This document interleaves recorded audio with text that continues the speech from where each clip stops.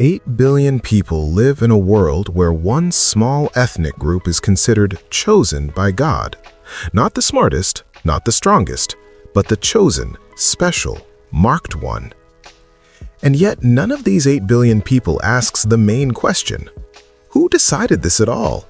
At what meeting, according to what protocol, and most importantly, why was it necessary?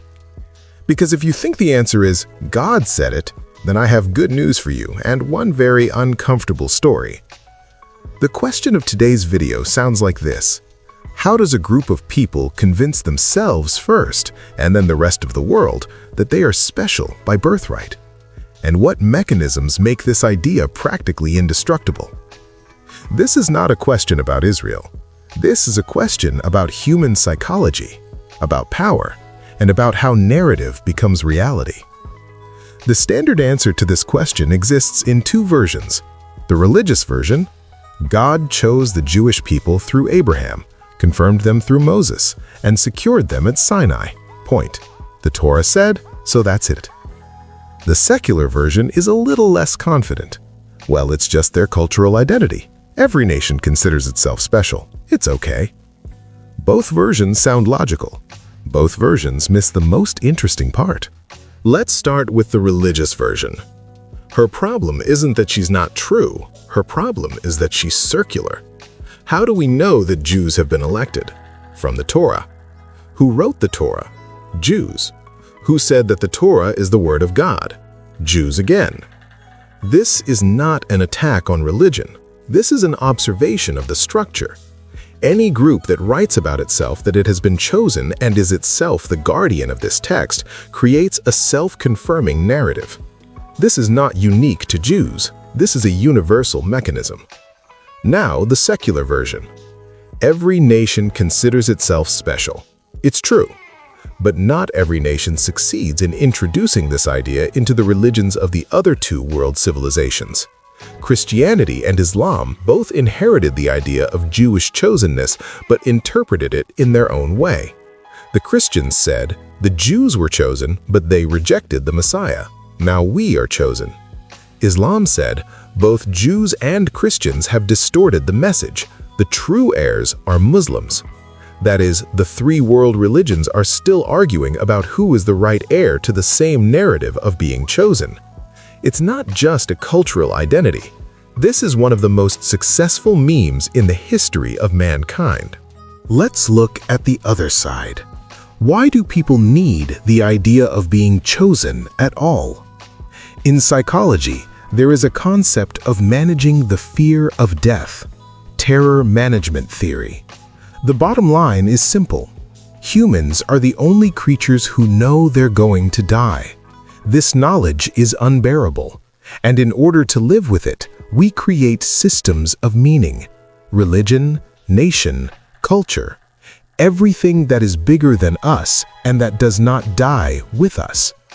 Belonging to the chosen people is a buffer against existential horror. If you are part of a special plan, if your group is marked by God, then your life takes on cosmic weight. You're not just a random biological object, you're part of a plan. It doesn't just work for Jews, it works for everyone. But the Jews managed to fix it in writing, pass it on through the generations, and embed it into the basic code of Western civilization. It's rare. Now for the story. How did it even come about?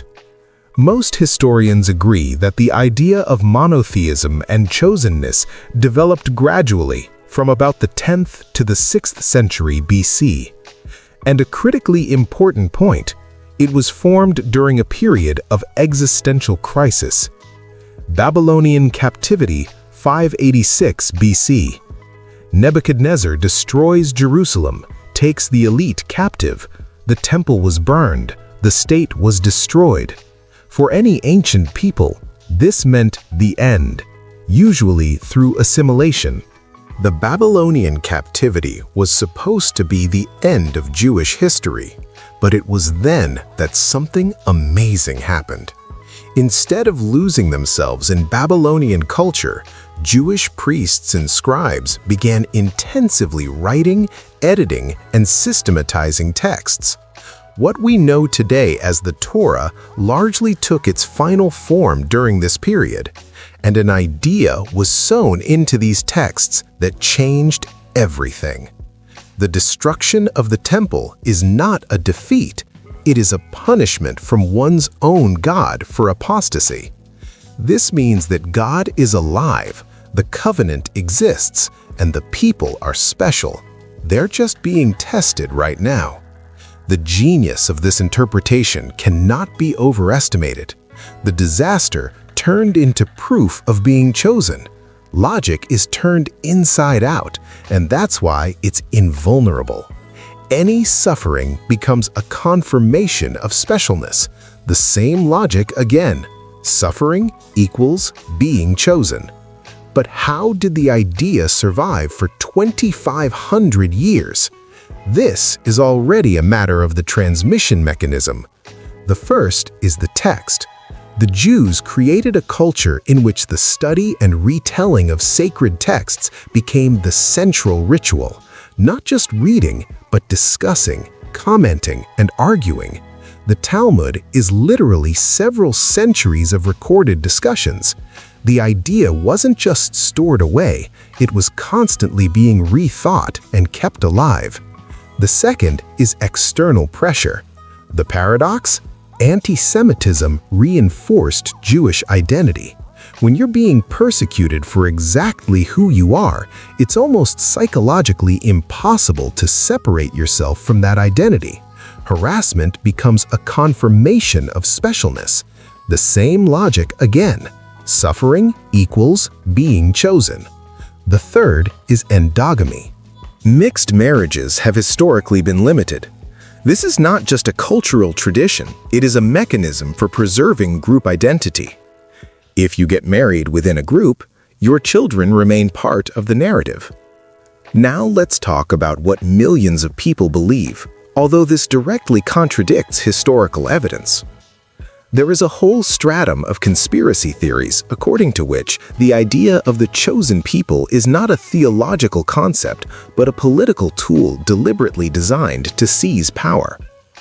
The protocols of the Elders of Zion, theories about the Rothschilds' control over banks and the media, all this is based on the assumption that there is a coordinated plan for world domination behind the idea of being chosen. Why are these theories tenacious? Not because they are true, but because they offer a simple explanation for a complex world. Psychologists call this agent-based thinking, the tendency to see someone's intent behind random events. It's an evolutionary mechanism. It is better to mistakenly suspect a predator in rustling bushes than to miss the real one. Conspiracy theory about the chosen people exploits this very thing. Here's the real fact. Jews are disproportionately represented in science, media, and finance. Adds agent-based thinking to it, so it's coordinated, and gets a theory that cannot be refuted, because any refutation becomes part of the conspiracy. The irony is that conspiracy theorists and Orthodox believers use the same logic, only with the opposite sign. Some say the Jews were chosen by God, and that's good. Others say the Jews chose themselves, and that's bad. The structure of thinking is identical. Now let's step back and take a broader look. Because the mechanism that we have dismantled is not a story about Jews. This is a story about how power works in general. Any stable government needs to be legitimized. And legitimation almost always works according to the same pattern. A group declares itself special by the will of God, nature, history, or reason, and from this specialness it deduces the right to rule, own, or define. European aristocrats were chosen by God. The white colonialists carried the burden of the white man. The Soviet party elite was the vanguard of the proletariat, a historically chosen class. The modern technocrats rule because they are smarter. They are elected by the meritocracy. The form is changing, the mechanism is not.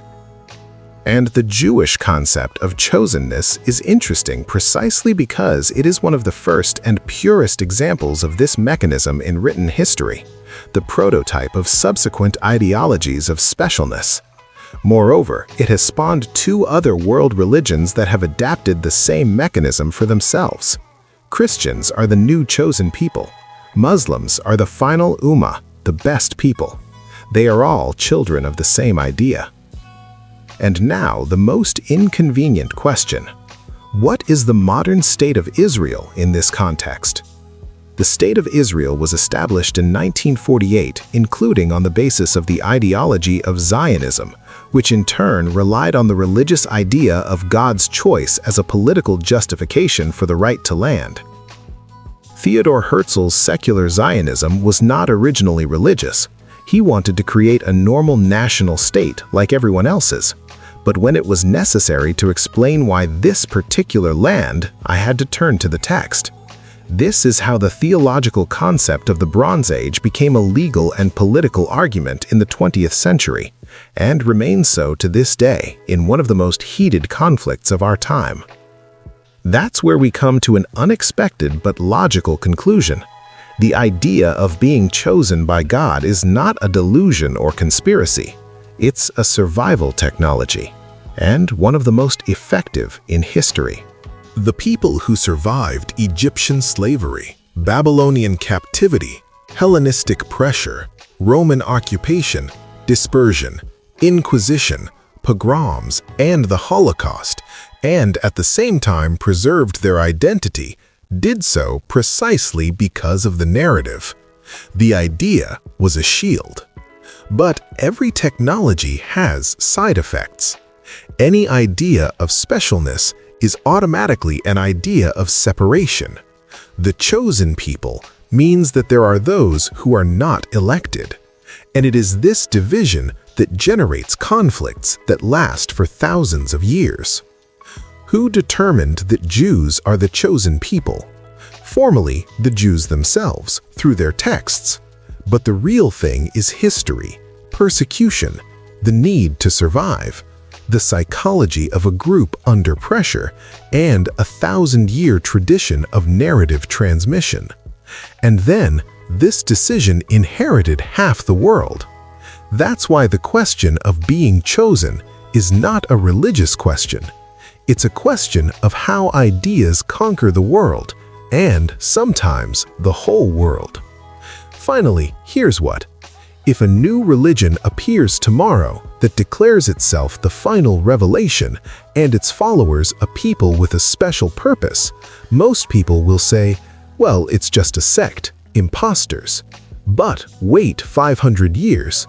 Let them write texts, survive persecution, establish several states, and embed their narrative in the legal systems of other countries. And then ask again, who determined that they were elected? The answer will be the same as always. They come first, and then the story.